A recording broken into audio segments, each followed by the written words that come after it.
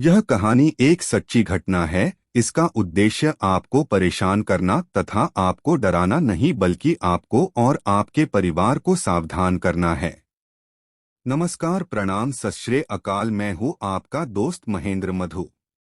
रिश्तों को झकझोर कर रख देने वाली यह कहानी उत्तर प्रदेश के मिर्जापुर जिले से जुड़ी हुई है। मिर्जापुर जिला मुख्यालय से तकरीबन 65 किलोमीटर की दूरी पर स्थित है जमालपुर थाना। इसी थाने से 4 किलोमीटर की दूरी पर है जयपट्टी कलां गांव। इस गांव में वैसे तो सभी जाति के लोग रहते हैं, लेकिन यहाँ पटेल, बियार और दलित बिरादरी के लोग ज्यादा हैं।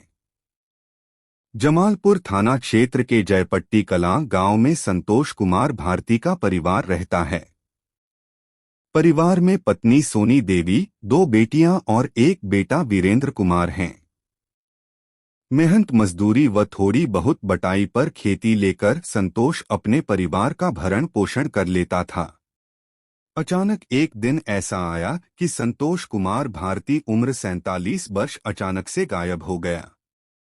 काफी खोजबीन के बाद भी जब कोई पता नहीं चला तो संतोष के बेटे वीरेंद्र कुमार ने जमालपुर थाने में पिता की गुमशुदगी दर्ज करवाई। यह बात मंगलवार 4 अक्टूबर 2022 की है। गुमशुदगी दर्ज होते ही पुलिस ने संतोष कुमार की खोजबीन शुरू कर दी। एसएचओ मनोज कुमार संतोष के घर जाकर परिवार के लोगों से पूछताछ की। घर वालों ने उन्हें बताया कि वह सुबह दिशा मैदान के लिए निकले थे। दोपहर तक उनका पता न चलने पर परिवार के लोगों का रोटो कर बुरा हाल हो गया था। तो दूसरी ओर गांव वाले भी संतोष के अचानक गायब होने को लेकर हैरान हो गए थे। गांव में तरह तरह की चर्चाएं शुरू हो गई थीं। जितने मुंह उतनी बातें होने लगी थीं। सभी लोग सुबह से ही खोजबीन कर थक हार चुके थे कि अचानक संतोष के बेटे वीरेंद्र कुमार का ध्यान अपने पिता के दोस्त रविंद्र गौड़ की तरफ गया तो वह बिना कोई समय गवाए रविंद्र गौड़ के घर की ओर बढ़ चला। तभी रास्ते में उसका रविंद्र से सामना हो गया। रविंद्र को देख वीरेंद्र तपाक से पूछ बैठा, चाचा, मेरे पिताजी को आपने देखा है क्या? सुबह से ही वह गायब हैं, शाम होने को है, लेकिन अभी तक उनका कोई पता नहीं चल सका है। ऐसा पहले तो कभी नहीं हुआ है। वीरेंद्र अभी अपनी बात पूरी कर भी नहीं पाया था कि रविंद्र घबराई हुई आवाज में बोला, ना ना ना नहीं, मैं ने तो नहीं देखा उन्हें। हो सकता हो कहीं गए हों। रविंद्र इतना कहने के साथ नजरें छिपाने लगा था। रविंद्र के मुंह से इतना सुनने के बाद वीरेंद्र अपने घर की ओर लौटने तो लगा था, लेकिन न जाने क्यों उसके मन में विचार आया कि आखिरकार रविंद्र जो उसके पिता का लंगोटिया दोस्त है, वह घबराया हुआ क्यों है। मन में उठ रही आशंकाओं के हिलोरें जब शांत नहीं हुईं तो वीरेंद्र घर आने के बाद सीधे जमालपुर थाने पहुंच गया। थाने पहुंचकर उसने अपने पिता की गुमशुदगी और पिता के दोस्त रविंद्र के बदले हुए व्यवहार के बारे में जानकारी देते हुए मन में उठ रही आशंकाओं के बारे में एसएचओ मनोज कुमार को अवगत कराया। उसने उनसे गुजारिश की कि एक बार वह अपने स्तर से रविंद्र से पूछताछ करें तो शायद उसके पिता के बारे में कुछ जानकारी मिल जाए। वीरेंद्र की बात सुनने के बाद एसएचओ को भी कुछ लगा कि एक बार रविंद्र से पूछताछ कर लेने में क्या हर्ज है। इसके बाद बिना देर किए वह अपने हमराही जवानों के साथ रविंद्र गौड़ के घर पहुंच गए। वह घर पर ही मिल गया। रविंद्र से पूछताछ के दौरान उन्हें ऐसा कुछ लगा जैसे कि रविंद्र उनसे जरूर कुछ छिपा रहा है, क्योंकि पूछताछ के दौरान न केवल उसकी आवाज लड़खड़ा रही थी बल्कि वह नजरें भी चुरा रहा था। इंस्पेक्टर मनोज कुमार रविंद्र गौड़ से सख्ती से कुछ पूछताछ करते कि इसके पहले ही मौके पर काफी संख्या में गांव वालों की जुटी भीड़ और पुलिस जवानों की नजर रविंद्र के पुराने शौचालय के अंडरग्राउंड टैंक के पास गई। वहां भारी मात्रा में गिट्टी आदि बिखरी हुई थी। लग रहा था जैसे गिट्टी पुराने टैंक में भी डाली गई हो, जिसे देख सहज ही अंदाजा लगाया जा सकता था कि यह सब कुछ समय पहले ही किया गया है। एसएचओ मनोज कुमार ने रविंद्र गौड़ से पुराने शौचालय के पास बिखरी हुई गिट्टी के बारे में पूछा तो रविंद्र के माथे पर मानो पसीना नजर आने लगा। वह पसीने से न केवल तरबतर हो गया था बल्कि थर थर कांपने भी लगा था। उसके मुंह से शब्द ही नहीं निकल पा रहे थे। एसएचओ रविंद्र गौड़ को अपने साथ थाने ले आए। थाने में आते ही एसएचओ ने रविंद्र से दोबारा पूछताछ शुरू की। पहले तो रविंद्र उन्हें टालमटोल करते हुए गुमराह करने का प्रयास करने लगा, लेकिन जैसे ही उन्होंने अपना पुलिसिया अंदाज दिखाया तो वह टूट गया और रट्टू तोते की भांति सारी सच्चाई उगल दी। रविंद्र गौड़ ने जो बताया उसे सुनकर सभी हैरान हो उठे। आनन फानन में एसएचओ मनोज कुमार रविंद्र को लेकर उसके घर के पीछे पुराने शौचालय की टंकी के पास पहुंचे। फिर उसकी निशानदेही पर उन्होंने शौचालय की टंकी से संतोष कुमार की लाश बरामद कर ली। रविंद्र ने उसकी हत्या करने के बाद शौचालय के पुराने टैंक में लाश को छिपाने के बाद ऊपर से गिट्टियां डाल दी थीं, ताकि किसी को इसका पता न चल सके और शौचालय की बदबू में लाश होने का भी किसी को अंदाजा न हो। लेकिन कहते हैं न कि अपराध ज्यादा दिन छिपाए नहीं छिपता है, उसका भांडा फूटता ही है। ऐसा ही कुछ रविंद्र के साथ भी हुआ। मौके पर रविंद्र के मकान के शौचालय के टैंक से गायब संतोष कुमार की लाश मिलने की खबर पूरे गांव में न केवल जंगल की आग की तरह फैल गई थी, बल्कि मौके पर मौजूद लोग भी आक्रोशित हो गए थे और उन्होंने रविंद्र व पुलिस पर पथराव कर दिया। इस दौरान पुलिस ने लाठीचार्ज कर किसी तरह भीड़ को तितर बितर किया। पथराव में रविंद्र के अलावा एसआई रामज्ञान यादव, कांस्टेबल विपिन, सत्येंद्र, विजय, नीरज आदि भी घायल हो गए। ग्रामीणों के उग्र तेवर देख पुलिस को न केवल मौके पर भारी संख्या में आसपास के थानों की पुलिस फोर्स बुलानी पड़ी, बल्कि कड़ी मशक्कत के बाद किसी प्रकार आरोपी रविंद्र को पुलिस कस्टडी घायल पुलिस वालों को अस्पताल भिजवाया, जहां से उसे प्राथमिक उपचार के बाद ट्रॉमा सेंटर वाराणसी रेफर कर दिया गया था, जबकि पुलिसकर्मियों को प्राथमिक उपचार के बाद घर भेज दिया गया। सूचना मिलने पर सीओ चुनार रामानंद राय, एएसपी महेश अत्री भी मौका मुआयना करने के साथ साथ मौके पर डटे रहे। कुछ घंटों बाद एसपी मिर्जापुर संतोष कुमार मिश्रा ने भी घटनास्थल का निरीक्षण करते हुए हालात के बारे में पूरी जानकारी हासिल की। इसके बाद पुलिस ने वीरेंद्र कुमार की तरफ से रविंद्र के खिलाफ आईपीसी की धारा 302, 201, 120 बी और 3(2) SC/ST एक्ट के तहत रिपोर्ट दर्ज करा दी। रविंद्र गौड़ से पूछताछ करने के बाद पुलिस ने उसके बेटे गौतम गौड़ 19 वर्ष और मृतक की बेटी सुमन 20 वर्ष को भी गिरफ्तार कर लिया। एसपी संतोष कुमार मिश्रा ने 6 अक्टूबर 2022 को पुलिस लाइन में मीडिया से बातचीत के दौरान मामले का खुलासा करते हुए बताया कि संतोष कुमार भारती की हत्या में उसकी सगी बेटी सुमन, उसके प्रेमी रविंद्र प्रसाद गौड़ और रविंद्र के बेटे गौतम गौड़ का हाथ है। यानी 40 वर्षीय रविंद्र प्रसाद गौड़ मृतक की बेटी सुमन से प्यार करता था। प्रेस वार्ता में तीनों आरोपियों ने संतोष कुमार की हत्या करने की बात स्वीकार करते हुए उसकी हत्या से जुड़ी जो कहानी बताई वह हर किसी को सोचने पर मजबूर कर रही थी। रिश्तों की बुनियाद को झकझोर कर रख देने वाली वह खौफनाक कहानी कुछ इस प्रकार है। उत्तर प्रदेश के मिर्जापुर जिले के जयपट्टी कलां गांव निवासी संतोष कुमार भारती 47 वर्ष का अपना एक भरा पूरा परिवार था। परिवार में बीवी, एक बेटे सहित 2 बेटियां थीं। बात आज से कोई 30 साल पहले की है। जयपट्टी कलां गांव में रविंद्र प्रसाद गौड़ अलीनगर जनपद चंदौली से आकर बस गया था। उसने यहां गांव में एक आटा चक्की लगा ली। इसके साथ ही उसने झाड़ फूंक का भी काम शुरू कर दिया। गांव में कारोबार और आमदनी बढ़ने के साथ रविंद्र गौड़ ने पैसे का लेन देन भी शुरू कर दिया था। वक्त जरूरत पड़ने पर वह लोगों की मदद कर दिया करता था, बदले में वह सूद वसूला करता था। इससे उसकी पहचान गांव में और भी मजबूत हो गई थी। आटा चक्की पर आते जाते समय रविंद्र की मुलाकात संतोष कुमार से हो गई थी।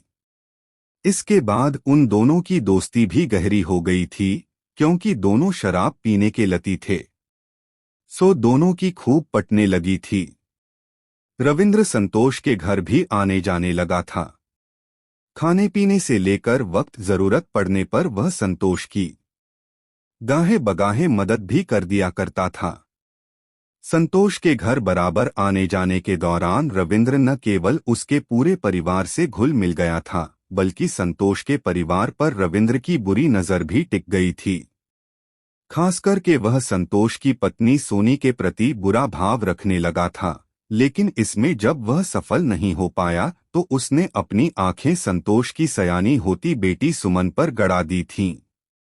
20 वर्षीय सुमन उम्र के ऐसे पड़ाव पर पहुंच चुकी थी जिसके गदराए हुए बदन को देखकर रविंद्र अपना आपा खो बैठता था। लेकिन उसे ऐसा कोई अवसर नहीं मिल पा रहा था जब वह अपने मन की बात सुमन से कह सके। अपनी उम्र से आधी उम्र की बेटी समान सुमन को पाने की ख्वाहिशों में वह इस कदर पागल और दीवाना हो गया था कि अक्सर संतोष के घर किसी न किसी बहाने पहुंच जाया करता था। कभी पानी के बहाने तो कभी अन्य बहानों के जरिए वह सुमन को छू लिया करता था। पहले तो सुमन उसे नजरअंदाज करती रही, क्योंकि वह उसे चाचा कहती थी। सुमन उम्र के उस पड़ाव पर पहुंच चुकी थी जो हर इशारों और स्पर्श को समझ सकती थी। एक दिन की बात है, घर में आटा न होने पर सुमन रविंद्र की आटा चक्की पर आटा लेने के लिए पहुंच गई थी, जहां संयोग से रविंद्र ही अकेला था। आटा लेने के दौरान जैसे ही सुमन नीचे की ओर झुकी थी कि उसका गदराया हुआ बदन और उसके उभारों को देखकर रविंद्र के तनबदन में मानो आग सी लग गई। आटा देने के बहाने उसने सुमन के हाथों को अपने हाथों में थाम लिया, लेकिन सुमन झट से उसका हाथ झटक कर हंसते हुए अपने घर को लौट गई थी। रविंद्र की हर हरकत सुमन के दिमाग में घूमती रही और वह मंद मंद मुस्कराती रही। उसे लगने लगा था कि रविंद्र उसकी ओर आकर्षित है। इशारों ही इशारों और हाथों के स्पर्श से शुरू हुआ प्रेम प्रसंग का यह खेल अब छिप छिप कर मिलने तक पहुंच चुका था। दोनों की मोबाइल पर काफी देर तक बातें भी होने लगी थीं। कहते हैं इश्क और मुश्क छिपाए नहीं छिपता है। कुछ ऐसा ही रविंद्र और के साथ भी हुआ। रविंद्र जहां अक्सर संतोष के घर आ धमकता था, तो सुमन भी आटा इत्यादि के बहाने रविंद्र की चक्की पर पहुंच जाया करती थी। भले ही सुमन रविंद्र से आधे उम्र की थी, लेकिन उन दोनों की हरकतों के चर्चे अब पूरे गांव में होने लगे थे। आखिरकार होते भी क्यों न, रविंद्र शराबी होने के साथ साथ मनचला भी था। गांव की महिलाओं को वह बुरी नजरों से देखता था, जिससे औरतें उसे अय्याश कहा करती थीं। गांव में रविंद्र और सुमन को लेकर होने वाले चर्चे की कानों कान खबर जब संतोष और उसके परिवार के लोगों को हुई तो वे भी सकते में पड़ गए। एक रात संतोष की पत्नी सोनी ने पति से कहा, ऐ जी सुन रहे हैं, अब हमारी बेटी सुमन सयानी हो गई है। रविंद्र का हमारे घर आना जाना हमें भी बुरा लगता है। गांव के लोग तो उल्टी सीधी बातें कर ही रहे हैं। क्यों न कोई अच्छा सा घर वर देखकर बिटिया की शादी कर हम गंगा नहा लें। माँ और पिता के बीच हो रही इस बातचीत को सुमन ने भी उस रात सुन लिया था, और जैसे ही सुबह हुई उसने चुपके से मोबाइल से रविंद्र को यह बात बता दी। उसी दिन शाम ढलने के बाद दिशा मैदान जाने के बहाने खेतों की ओर निकली सुमन रविंद्र से मिली और बुरा सा मुंह बनाते हुए कहा, आप जल्दी से कुछ करो, नहीं तो पापा हमारी शादी तय कर देंगे, फिर हम दोनों नहीं मिल पाएंगे। सुमन की बात पूरी हो पाती इसके पहले ही रविंद्र उसे अपनी बाहों में भरकर सीने से लगाते हुए बोला, नहीं जानू, ऐसा मैं हरगिज नहीं होने दूंगा।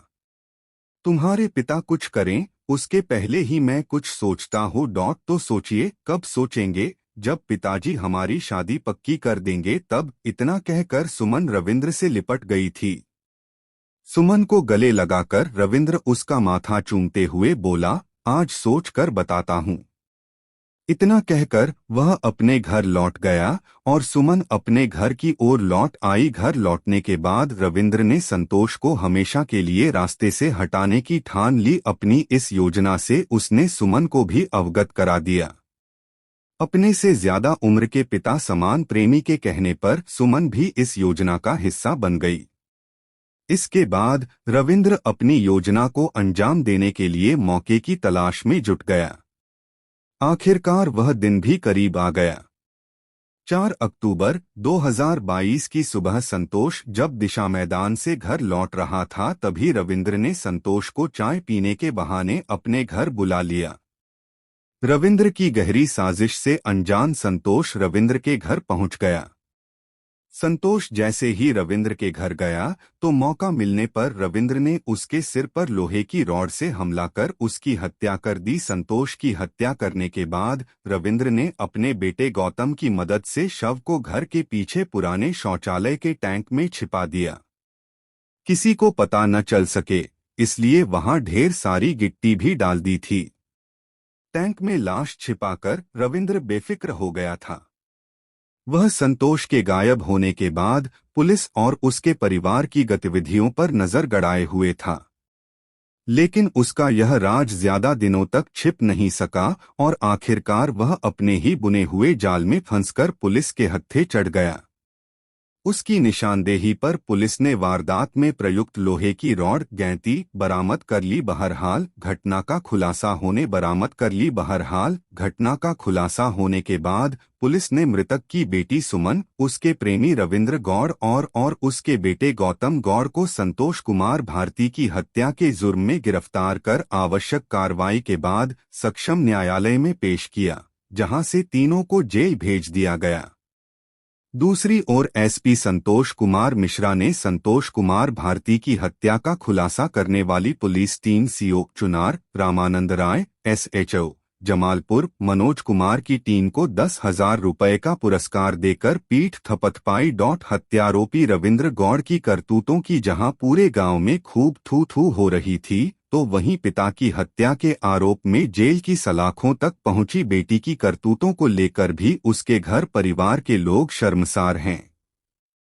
जिस बेटी को ब्याह कर उसके जीवन को संवारने का सपना माँ बाप ने पाल रखा था, वह तो चकनाचूर हुआ ही, माँ की मांग का सिंदूर भी उजड़ गया।